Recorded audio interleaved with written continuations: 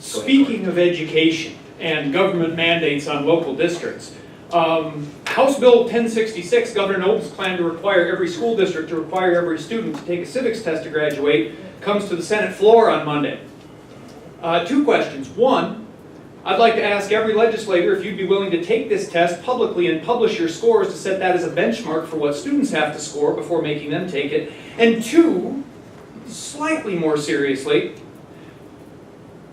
House Bill 1066, as written right now, would require every high school student to take a 50-question, at least 50, maybe more, depending on what the district does, a 50-question test to graduate, a test on civics. What educational outcomes would such a test achieve that are not currently being achieved by the efforts our school districts are making right now without this state mandate? It's on Senate floor, so I think maybe senators should take that one first, but I welcome any comment that legislators want to offer. Thanks, Cory.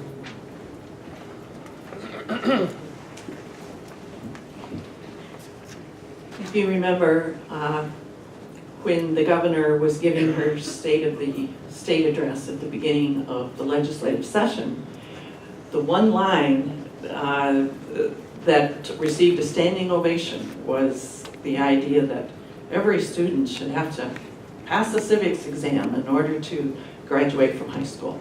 So that gave you a little indication of how much legislators value civics and how much shortfall that we see in the general population's awareness of what's going on in their state government.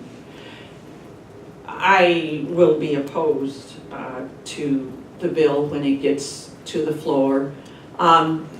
It's such a much larger program than that, or a problem than just civics. It's education, it's that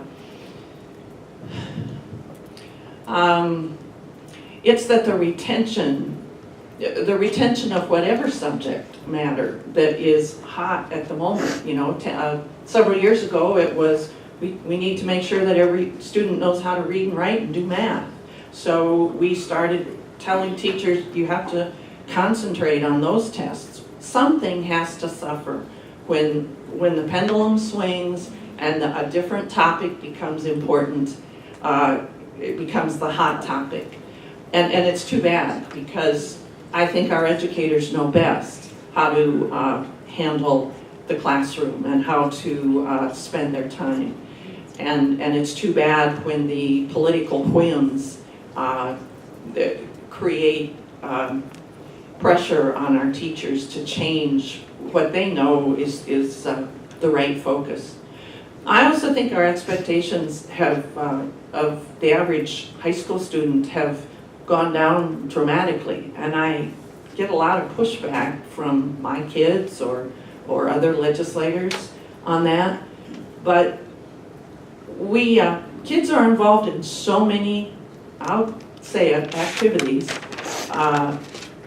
that, particularly in our smaller schools, that the pressure and the expectations on the academic side for the student body at large, I think, are not what they used to be. And retention is also a problem, whether it's reading or math or civics. The subject matter is there, the content standards are there. It's just whatever is the hot button issue of the day. Today it's civics, and tomorrow it might be something else. But there is we do have a long-standing problem in America today of voters who are not engaged, and that's the problem I wish we could solve. Thank you.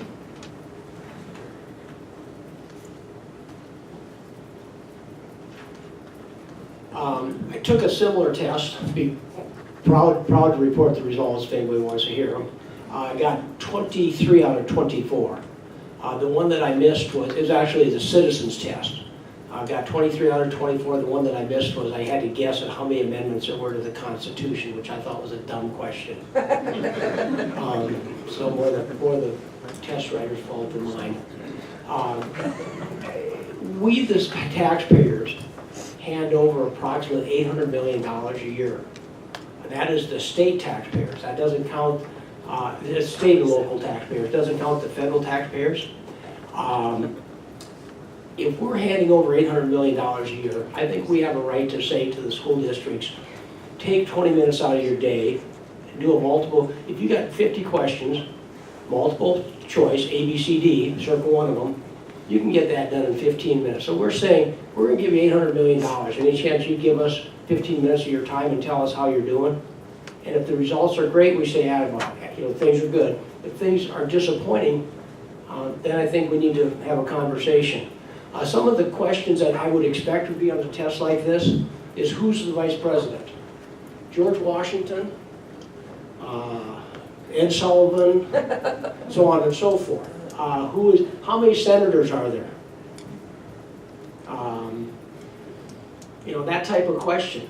How's a county different? Now that's a fill in the answer. So anyway, you get the point. If you don't know who the governor is, if you don't know how many senators there are, maybe you need to focus in, and maybe somebody needs to be held accountable in terms of it's not working very well, and you're probably going to have a challenging life going forward. So I think it's a fair bargain.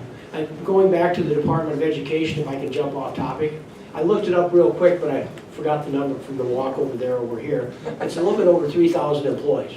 There are 3,000 employees working for the Department of Education. Most of these people are making $100,000 a year. Do the math. I got an idea. How about we close the place down and hand the money over to the local school district? See if they can do more with the dollars. So, Becky, would that be acceptable? We close the place down, just hand you the money? I'll take the money. Becky's hand is going up and down. We're in agreement. Thank you.